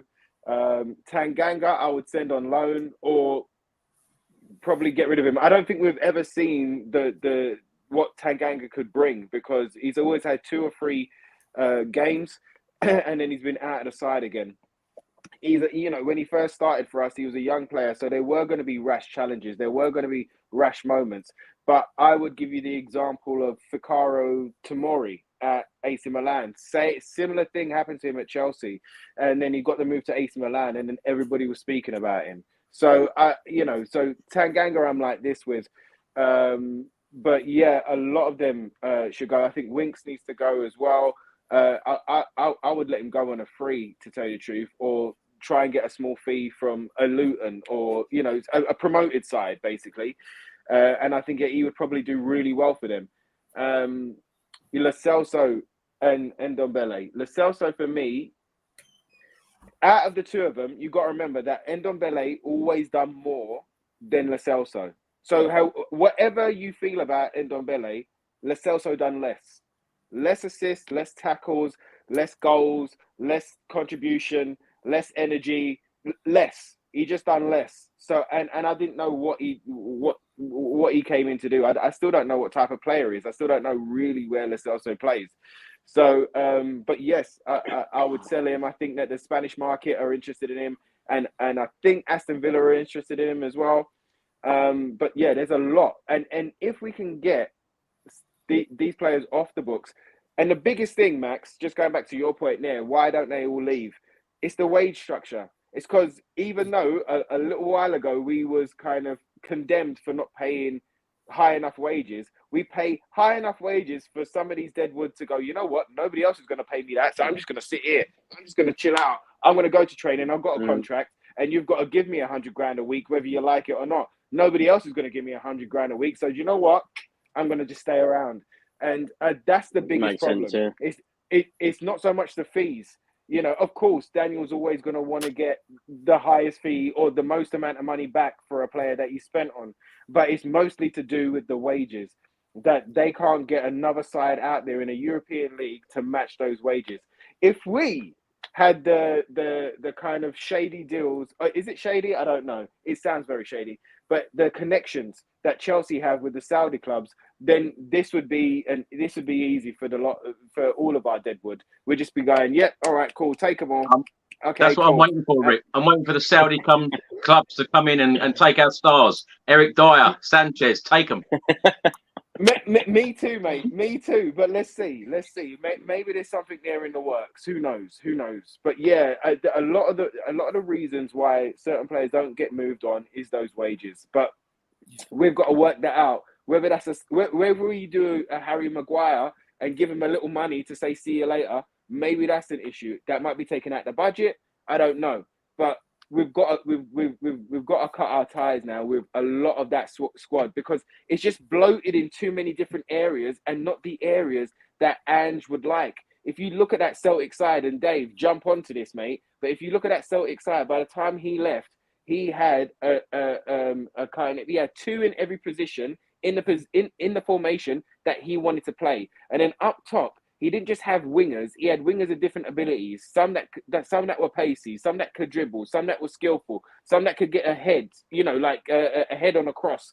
Do you know what I mean? Like some that came in and played number 10 or second striker. So he had that kind of those options to change the game at any time, and that's what we need to get back to. So we need to streamline this squad. We need to cut our losses with a lot of them, and if we have to give them signing off fees, then give it. We've seen it before where we've kind of ripped up the contracts of Serge Aurier, Matty Doherty, Dele Alli. We ripped up the contracts. We gave these players away for free. Do you know what I mean? So it's not like they're not prepared to do it when they have to do it. So it might be a case of that. Let's see what we can get in, or even like kind of part exchange deals. Some of these defenders, you know, Tapsoba, we could kind of offer them Sanchez or I don't know, whoever else, a Dyer, a Roden, to kind of get an extra 5 mil off, or to give it as a sweetener. You know, I remember Harry Redknapp used to say, when Dan used to go into certain negotiations and we were selling a player, we could sell one and get another one free. Do you know what I mean? I don't know if you've ever heard that story of when he was at Portsmouth and he sold Jermaine Defoe, and I think he gave, I can't remember the other player that he gave as well, but he ended up going, all right, cool, you're buying Jermaine, yeah, add this one as well on top. And that was just get him off the wage book. That was to get him up, out of the side so that we could then reinvest and kind of reinvigorate the Tottenham side. So let's get creative with our deals. Ricky, just give me a number. How many players do you want to see Spurs sign this transfer window as a minimum? Including the keeper, I think it's gonna have to be around 5. I think it's gonna have to be around 5, 6. You know, keeper, 2 defenders, and maybe a kind of backup defender, an attacking midfielder, and a winger. So what we're looking at, 5, 6. So we need surgery. We need surgery. What about you, Dave? Who do you want to see gone from the squad this summer, and how many players as a minimum? I mean, Chris, I could probably add another hour onto your podcast with this question. Look, if you want me to be brutally honest, right, we'll start with goalkeeper. Hugo Lloris has to go, Brandon Austin and Alfie Whiteman. You go into centre-backs, Tanganga, Roden, Dyer, Sanchez, all have to go. You go to left-back, Session has to go. There's a lot of players in them areas that have to go. And then in order players to come in, you're probably looking at about 8 players, if you want me to be brutally honest. And that's why I keep mentioning that some of them are going to have to be on lesser fees that will sort of be coming in to play the backup role, because we have so much crap we need to get rid of and so much to bring in here. And the reason why I say like the likes of Adarabioyo and Alengla and stuff like that is to field the squad with better players than what we've got, because you are going to have to do that, because you are going to get injuries and stuff like that. So that's why I keep talking about shifting them out and making our money spread so that we can add a bit of strength in depth. Now, look, I also think some of the academy players have a chance under Ange Postecoglou as well, if believe it or not, because he done a brilliant interview with Open Goal. And he spoke about how he got the Celtic B team to train and play the exact same way as the first team. I think he'll do something very similar with the under-21 squad. But we've also got a golden generation of academy kids coming through. I reckon you might see an Alfie Dorrington maybe squeeze in there somewhere in and around that centre-back. Alfie Devine has been one that's been around for quite some time that they have very high hopes for. Recently signed a new 5-year deal. So you might see some of the youngsters that we've already got maybe filling out that squad. But look, for me, I mean, you probably have about, 10 to get rid of. I haven't even gone into Ndombele, Winks, Lascelles, so people like that. So you've probably got about 10 to get rid of, and you probably want about another 8 in the door, if you want me to be brutally honest. Because I know people are going to say, Dave, that's harsh. Is it realistic? I agree, Dave. This is the thing, Chris, and I can see you get irked when I talk about some backup players coming in and stuff like that, because you just want the very best now. And I think we're all at that point where, we're sick of it over the last 3 to 4 years. And some of the signings, like a lot of the signings we bought in have been duds. We've had 2 or 3 different attempts at this rebuild, one under Hitchin, one under Paratici, and nothing seems to improve.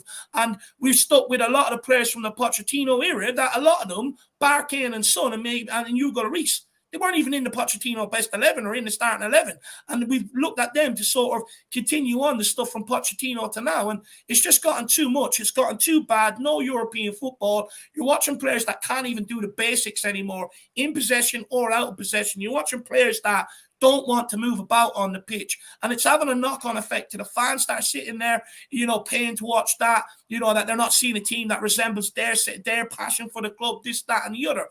And no longer can it be done in increments. We've done that for too long, and it's not, with them increments, you're not seeing enough improvement with them increments. So it's got to the point where things have got that bad, where you have to just find the money from somewhere. I reckon a good 200 million this summer, if they want to have a go at Champions League spots next season, you're probably talking about 200 million. And they're in a situation where they have to decide very quickly, do they want to do it? Do they not? Because You look at Brighton scouting department, they've got years on us in that. So they're only getting bent at Brentford. Man United will just keep throwing money at it. Chelsea will keep throwing money at it. Arsenal have come to the fore. Newcastle up there. City ain't going anywhere anytime soon. So what you're seeing is it's no longer a top 6. It's more or less going into a top 8, top 10. And we are falling behind, and we can't do that. So, the club have to make a decision. Are they serious about it this summer, or are they not? Dave, the plan for next season, what do you think the board, and in particular Daniel Levy, has said to Ange Postecoglou? What is the target for next season? Is it to try and get back into the top 4? Is it try to get back into the top 6, i.e. Europa League football? Because if he's expecting, Daniel Levy if he's expecting Spurs to get back into the top 4, then surely this rebuild has got to be big this summer. The next couple of months, we've got to offload a number of players, as me and you want, as we've said many, many times, and a number of players in of real quality. Of course, Spurs fans pay an awful lot of money, one of the highest ticket prices in the Premier League. We want to see the best players. We want to be entertained. Postecoglou apparently is bringing this fantastic, entertaining football. But what do you think the ambition is for next season? I think it is to get us back into the top 4. That's been the remit for every other single manager that's been here. It's why they sacked Pochettino, why they sacked Jose Mourinho, why they sacked Nuno, and why they sacked Conte. Because, ultimately it looked like we weren't going to get... Well, Conte got himself sacked. Maybe that's a little bit different. But the other managers, top 4 was the remit. And I truly believe that they're going to go for top 4 again. Because if it wasn't, they'd probably cash in on Harry Kane this summer. But the fact that they have no... They're not going to cash in on Harry Kane, like they said. I think they believe that top 4 is the remit, because I feel that they feel if they tighten up that back line and we start keeping clean sheets, we weren't too far off top 4 last season gone by, bar a disaster spell and a few Inter managers, which obviously made things a little bit worse. But, you improve that back line and you've got a better son than what we had last year. You've got Kane, rather than looking to create and score, you've got him up there just scoring goals. I think they will be looking at us to get top 4. And I believe they think Ange is good enough to get us top 4 as well. But it comes with the backing. You can no longer expect the managers to get top 4 if you're not prepared to give them what they need. If he does have a fairly decent window, and we're all happy as Spurs fans about the window that we have, when the window closed on the 1st of September, and say, Dave, that Postecoglou, we're seeing great entertaining football. We're being entertained as fans, but league position in, say, mid-December, we're 8th, 9th, 10th in the league table. Do you think that the board are going to give him the time, bearing in mind that they have given him a 4-year deal? I think you'd be more looking at maybe April, where they'll sort of start to make a decision on it. But for me, one of our biggest problems is, and the reason why our squad's in such a mess in the first place, it resembles Pochettino, Jose Mourinho, Conte, and Nuno. That's 4 different regimes. And that's why when every manager comes in, they have problems with the way they want to play, because they don't have everyone and the types that suit their system. And that's why you see the infighting in the squad that's always happening, the shouting, the screaming, this, that, and the other, because everyone's been brought in for different reasons, different regimes.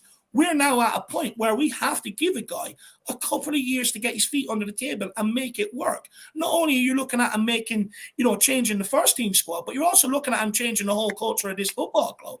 You're talking about him, integrating the academy. You're talking about them getting fans back on side, that, and the other. So there's a whole lot that has to happen. And when you look back, when you look on the Premier League, Mikel Arteta has had a few years in the Arsenal job. Look where they are now.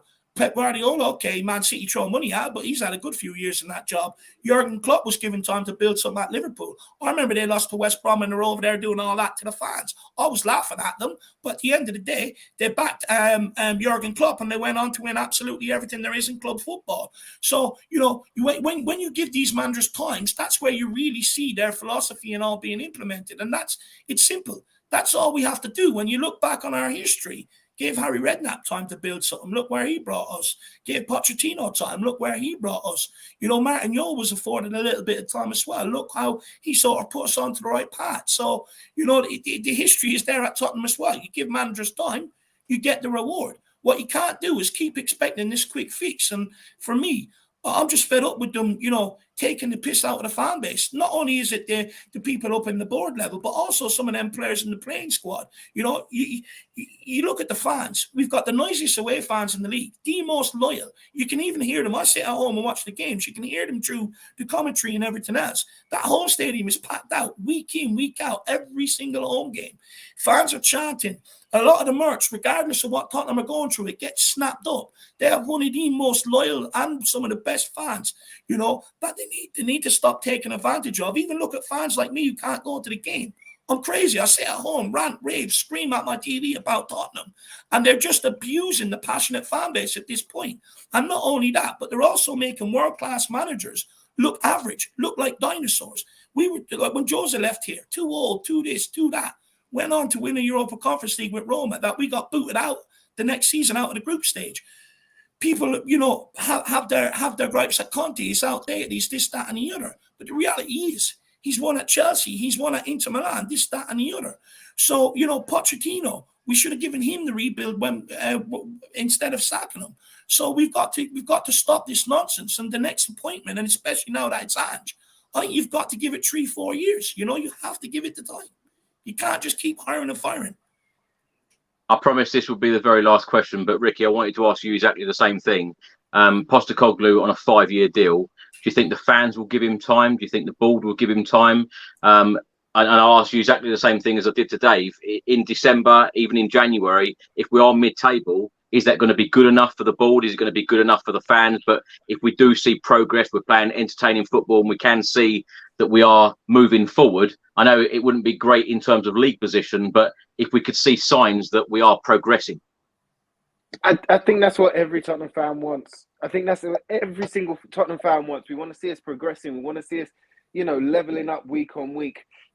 And as long as it's not Nuno ball, I remember that game against the Gooners where we had no midfield. I don't know where they were. They weren't in defence. They weren't up front. I don't know where they were. I think they went home that day. And I just couldn't believe it. So as long as we don't see that type of football, bro, I think as long as we see progressive, forward front, attractive football and us aiming for something, us competing for something, us showing for something, then I think that the Tottenham fans will be as patient as they always are. We gave Pochettino a year to sort it out. It's not going to happen overnight. So we know as Tottenham fans how many problems we have and how many problems need to be sorted out. So he's going to need at least a very minimum of a year for us to even see the Ange Postecoglou side. So we're going to have to go with him. And I think that as long as we're not in relegation, and we're moving forward and we can see the green shoots of progress, then I think we're going to back him, and I think that we're going to be with him. That's why they've given him the 4 or 5 year contract, because, they've seen how many times they've gone wrong. We've clung on and we've tried to limp over the line for far too long. It's the tide of change, and it's changing, and fingers crossed, this is the time that it happens. Do you know what I mean? And under a manager that actually wants to be there and actually wants to achieve something with Tottenham and make his name as well as make all of us happy. Do you know what I mean? So it for me, it's positive. And for me, I think that the fans will give him time. The only people that they're not going to give time to is that board. And if the board would continue to make mistakes as they have in the past, then I think that fan base that has been getting louder and louder week in, week out will just get very, very kind of toxic, to use a better word. Can I just add something here as well? Yeah. I do urge the fans as well to give Postecoglou a chance, because the reality is, because we haven't made the signings and the progress under other managers, we get frustrated with what we're seeing on the pitch, and then we end up blaming the managers for it, and we end up calling for them to be sacked. And at some point, you have to look at it and go, okay, well, we've hired him for a certain reason to play a certain way. Does he have what he needs? And if he doesn't, you've got to give the guy a bit of time. You've got to realize that, okay. And I feel like a fraud asking Spurs fans for a bit of patience, by the way, because we've been patient for so long. But the reality is, we've been very quick to call for managers' head over the last few years, and it hasn't worked out for us. So we have to be a bit smarter than that, and we do have to give a manager a chance. However, I do feel like Ange, the personality, a lot of the fans will actually vibe with him. So I think he will get that chance. But I just urge people, please don't pull the trigger on him too quickly. You know, if things aren't going right and we're stuck with some of the same dead wood, you know, that anger has to be directed elsewhere and not at the manager, because, you know, we can sit here and blame the board for sacking these managers regularly. But the reality is, under Nuno, when you've got a whole stadium sitting there calling for him to be sacked, they're going to sack him. When you've got a whole fan base calling for Conte to be sacked, they're going to sack him. So we also have our part to play in that as well. And I'll just ask, under someone like Postecoglou, where, you know, we're getting back to the principles that many Spurs fans want, because you're going from a massive, a drastic turnaround from defensive football to attacking football, it is going to take time, and it is a big undertaking. You've got a lot of personnel that have to be changed up to play this way. So please, let's just give this guy a bit of patience. I urge everyone. Yeah, well said, Dave. But of course, Spurs do travel out to Australia in just 3 weeks' time for pre-season. That will be great for Ange Postecoglou to go back home to have his first ever game against West Ham United, of course, Europa Conference League champions, and of course our London rivals. Max, sadly, he's got Wi-Fi problems, so he won't be returning to this stream. But please do check out his YouTube channel, everyone. I'm sure he will be posting content very, very soon when the good times are back, and hopefully that is just around the corner.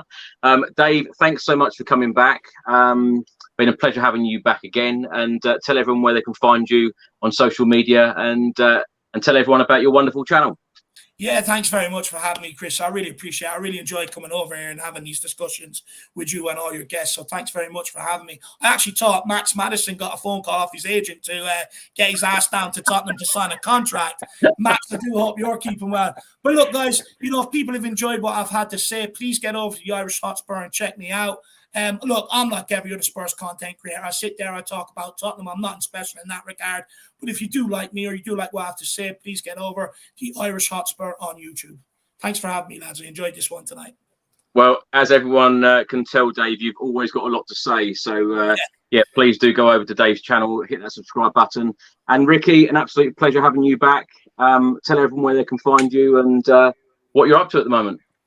You guys know where you can find me. I'll probably be on another stream very, very shortly. Do you know what I mean?